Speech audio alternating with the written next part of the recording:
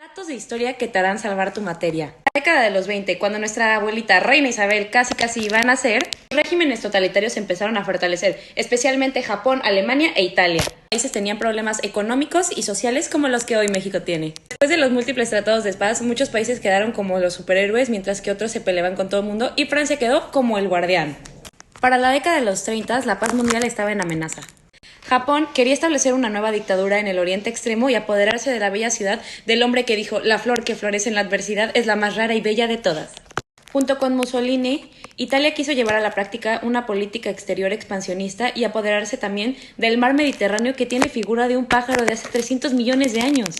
El 28 de junio se firma el Tratado de Versalles, donde se forman dos bloques. Los primeros se llamaban como la película de Brad Pitt, y estaban Estados Unidos, la URSS, Inglaterra, Francia, Canadá, Australia, México y China. Y otros eran los del eje, y eran Italia, Alemania, Japón, Finlandia, Hungría, Eslovaquia, Rumania, Croacia y Bulgaria.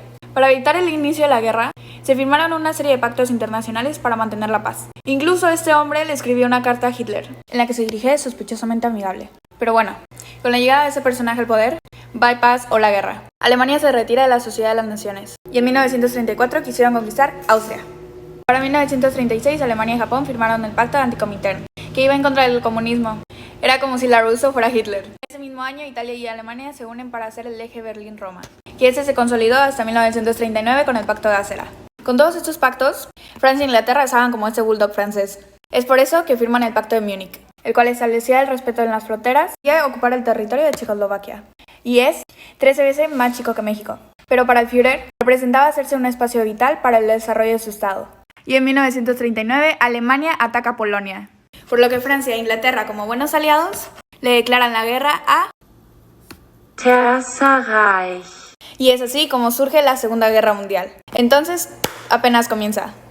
Las potencias del eje se unificaron con el Pacto Tripartita en 1940. Y ahora, los cuatro frentes. El frente de guerra, el cual era una línea en la que luchaban dos o más ejércitos enemigos, siendo el frente de guerra occidental dividiéndose en 5 fases. La primera fase llamada relámpago porque el lead fue un relámpago con la eficacia y rapidez que el ejército alemán destruyó el ejército polaco. En la segunda fase, Italia y Alemania pelearon contra los ingleses mientras paseaban por Egipto en camellos. Alemania quería quedarse con todo, desde Finlandia hasta las costas de Turquía. La cuarta fase habla sobre el frente africano y cómo fue ayudado por tropas estadounidenses para que Rommel se retirara. La quinta fase, mejor conocida como Operación Barbarroja, en la cual resaltaban los primeros años de gobierno nazi y lo que Hitler hacía en los campos de concentración con las personas, ya que consideraba que no eran congénitas.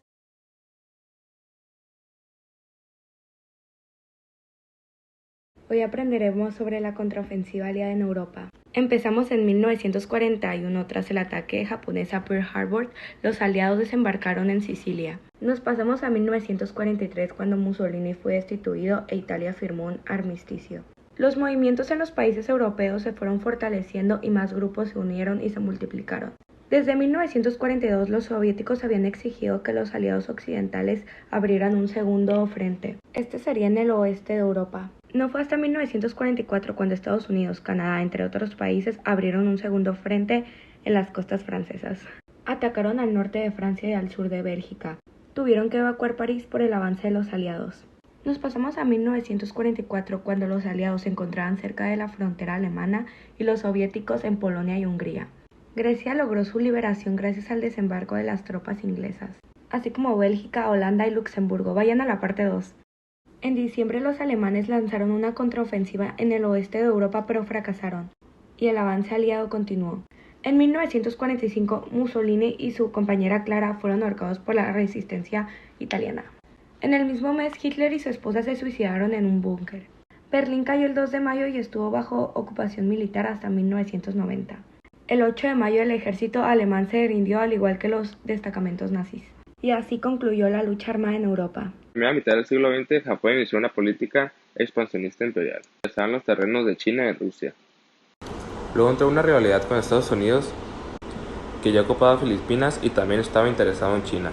En 1941, los japoneses bombardearon Pearl Harbor en Hawái, por lo cual Estados Unidos le declaró la guerra a Japón junto con Inglaterra. A su vez, Italia y Alemania le declararon la guerra a Estados Unidos, por lo cual se volvió una guerra mundial. En 1942 se enfrentaban estadounidenses y japoneses en las islas de Midway. En 1945, la Unión Soviética le declaró la guerra a Japón y atacó Manchuria. El 6 de agosto de ese mismo año, Estados Unidos lanzó la primera bomba atómica a Hiroshima. Y 3 días después, el 9 de agosto, lanzaron la segunda sobre Nagasaki. Se calcula que entre las dos bombas causaron la muerte de 120.000 personas. Vayan a la parte 2. Después de esto, Indonesia y Vietnam, que estaban ocupadas por Japón, proclamaron su independencia. Ante la destrucción de sus principales fuerzas y las amenazas de seguir recibiendo bombas nucleares, Japón firmó su rendición, con la condición de seguir con la continuación de la monarquía. Las hostilidades terminaron el 2 de septiembre de 1945 con la rendición del emperador Hirohito. Estados Unidos con sus aliados comenzaron la recuperación de las islas ocupadas por los japoneses.